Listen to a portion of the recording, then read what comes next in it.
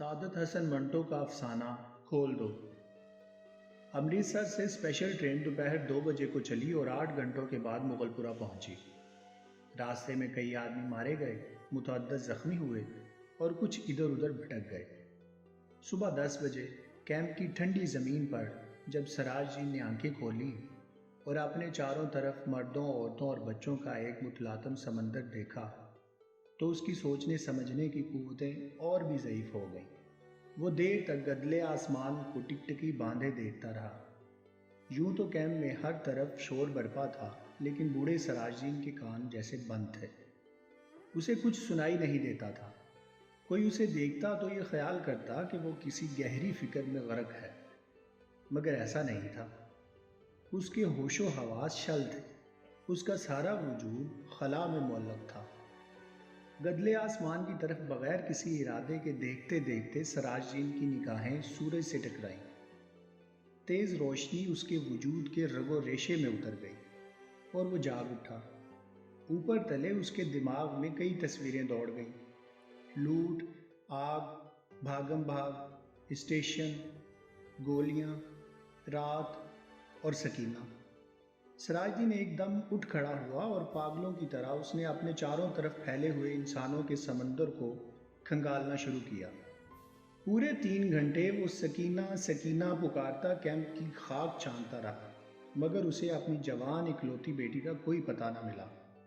چاروں طرف ایک دھاندلی سی مچی ہوئی تھی۔ کوئی اپنا بچہ ڈھونڈ رہا تھا، کوئی ماں، کوئی بیوی، کوئی بیٹی۔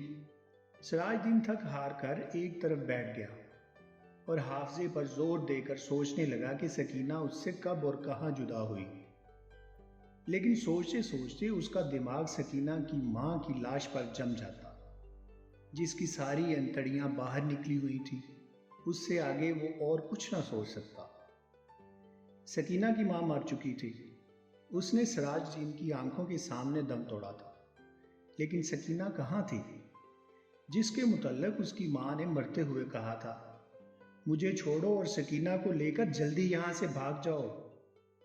سکینہ اس کے ساتھ ہی تھی۔ دونوں ننگے پاؤں بھاگ رہے تھے۔ سکینہ کا دوپٹہ گر پڑا تھا۔ اسے اٹھانے کے لیے اس نے رکنا چاہا تھا، مگر سکینہ نے چلا کر کہا تھا: ابا جی چھوڑیے، لیکن اس نے دوپٹہ اٹھا لیا تھا۔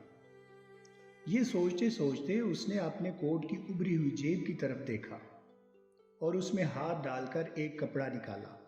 سکینہ کا وہی دوپٹہ تھا، لیکن سکینہ کہاں تھی؟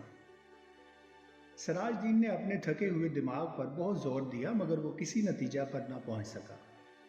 کیا وہ سکینہ کو اپنے ساتھ اسٹیشن تک لایا تھا؟ کیا وہ اس کے ساتھ ہی گاڑی میں سوار تھی؟ راستہ میں جب گاڑی روکی گئی تھی اور بلوائی اندر گھس آئے تھے تو کیا وہ بے ہوش ہو گیا تھا جو وہ سکینہ کو اٹھا کر لے گئے؟ سراج دین کے دماغ میں سوال ہی سوال تھے، جواب کوئی بھی نہیں تھا۔ اس کو ہمدردی کی ضرورت تھی، لیکن چاروں طرف جتنے بھی انسان پھیلے ہوئے تھے، سب کو ہمدردی کی ضرورت تھی۔ سراج دین نے رونا چاہا، مگر آنکھوں نے اس کی مدد نہ کی۔ آنسو جانے کہاں غائب ہو گئے تھے۔ 6 روز کے بعد جب ہوش و حواس کسی قدر درست ہوئے تو سراج ان لوگوں سے ملا جو اس کی مدد کرنے کے لیے تیار تھے۔ 8 نوجوان تھے جن کے پاس لاری تھی، بندوقیں تھیں۔ سراج جین نے ان کو لاکھ لاکھ دعائیں دی اور سکینہ کا حلیہ بتایا: گورا رنگ ہے اور بہت ہی خوبصورت ہے۔ مجھ پر نہیں، اپنی ماں پر تھی۔ عمر 17 برس کے قریب ہے، آنکھیں بڑی بڑی، بال سیاہ، داہنے گال پر موٹا سا تل۔ میری اکلوتی لڑکی ہے، تمہارا خدا بھلا کرے گا۔ رضاکار نوجوانوں نے بڑے جذبے کے ساتھ بوڑھے سراج جین کو یقین دلایا اگر اس کی بیٹی زندہ ہوئی تو چند ہی دنوں میں اس کے پاس ہوگی۔ 8 نوجوانوں نے کوشش کی۔ جان ہتھیلی پر رکھ کر وہ امرتسر گئے۔ کئی عورتوں، کئی مردوں اور کئی بچوں کو نکال کر انہوں نے محفوظ مقام پر پہنچایا۔ 10 روز گزر گئے، مگر انہیں سکینہ کہیں نہ ملی۔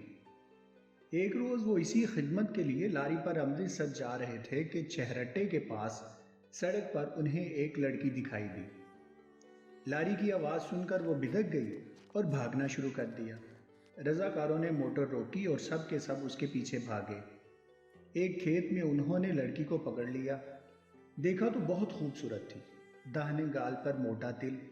ایک لڑکے نے اس سے کہا، گھبراؤ نہیں، کیا تمہارا نام سکینہ ہے؟ لڑکی کا رنگ اور بھی زرد ہو گیا، اس نے کوئی جواب نہ دیا، لیکن جب تمام لڑکوں نے اسے دم دلاسا دیا تو اس کی وحشت دور ہوئی اور اس نے مان لیا کہ وہ سراج جین کی بیٹی سکینہ ہے۔ 8 رضاکار نوجوانوں نے ہر طرح سکینہ کی دلجوئی کی، اسے کھانا کھلایا، دودھ پلایا اور لاری میں بٹھا دیا۔ ایک نے اپنا کوٹ اتار کر اسے دے دیا، کیونکہ دوپٹہ نہ ہونے کے باعث وہ بہت الجھن محسوس کر رہی تھی اور بار بار باہوں سے اپنے سینے کو ڈھانکنے کی ناکام کوشش میں مصروف تھی۔ کئی دن گزر گئے، سراج دین کو سکینہ کی کوئی خبر نہ ملی۔ وہ دن بھر مختلف کیمپوں میں دفتروں کے چکر کاٹتا رہتا، لیکن کہیں سے بھی اس کی بیٹی کا پتہ نہ چلا۔ رات کو بہت بہت دیر تک ان رضاکار نوجوانوں کی کامیابی کے لیے دعائیں مانگتا رہتا، جنہوں نے اس کو یقین دلایا تھا کہ اگر سکینہ زندہ ہوئی تو چند دنوں ہی میں وہ اسے ڈھونڈ نکالیں گے۔ ایک روز سراج جین نے کیمپ میں ان نوجوان رضاکاروں کو دیکھا، لاری میں بیٹھے تھے۔ سراج جین بھاگا بھاگا ان کے پاس گیا، لاری چلنے ہی والی تھی کہ اس نے پوچھا، بیٹا میری سکینہ کا پتہ چلا؟ سب نے یک زبان ہو کر کہا، چل جائے گا چل جائے گا، اور لاری چلا دی۔ سراج دین نے ایک بار پھر ان نوجوانوں کی کامیابی کے لیے دعا مانگی اور اس کا جی کسی قدر ہلکا ہو گیا۔ شام کے قریب کیمپ میں جہاں سراج دین بیٹھا تھا، اس کے پاس ہی کچھ گڑبڑ سی ہوئی۔ 4 آدمی کچھ اٹھا کر لا رہے تھے۔ اس نے دریافت کیا تو معلوم ہوا کہ ایک لڑکی ریلوے لائن کے پاس بے ہوش پڑی تھی، لوگ اسے اٹھا کر لائے ہیں۔ سراج دین ان کے پیچھے پیچھے ہو لیا۔ لوگوں نے لڑکی کو ہسپتال والوں کے سپرد کیا اور چلے گئے۔ کچھ دیر وہ ایسے ہی ہسپتال کے باہر گڑے ہوئے لکڑی کے کھمبے کے ساتھ لگ کر کھڑا رہا، پھر آہستہ آہستہ اندر چلا گیا۔ کمرے میں کوئی بھی نہیں تھا، ایک اسٹریچر تھا جس پر ایک لاش پڑی تھی۔ سراج دین چھوٹے چھوٹے قدم اٹھاتا اس کی طرف بڑھا، کمرے میں دفعتاً روشنی ہوئی۔ سراج دین نے لاش کے زرد چہرے پر چمکتا ہوا تل دیکھا اور چلایا، سکینہ! جس ڈاکٹر نے کمرے میں روشنی کی تھی اس نے سراج دین سے پوچھا، کیا ہے؟ سراج دین کے حلق سے صرف اس قدر نکل سکا، جی میں اس کا باپ ہوں۔ ڈاکٹر نے اسٹریچر پر پڑی ہوئی لاش کی طرف دیکھا، اس کی نبض ٹٹولی اور سراج دین سے کہا، کھڑکی کھول دو۔ سکینہ کے مردہ جسم میں جنبش پیدا ہوئی۔ بے جان ہاتھوں سے اس نے ازار بند کھولا اور شلوار نیچے سرکا دی۔ بوڑھا سراج دین خوشی سے چلایا، زندہ ہے، میری بیٹی زندہ ہے۔ ڈاکٹر سر سے پیر تک پسینے میں غرق ہو گیا۔